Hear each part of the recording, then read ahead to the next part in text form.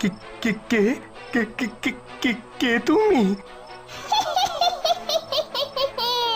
কি রে, চল এবার, আমাকে ওই পারে নিয়ে যাবি না? ভূত ভূত ভূত। আয় আয় আমার কাছে, আজ তোর ঘাড়ে চেপে আমি খালের ওই পারে যাব।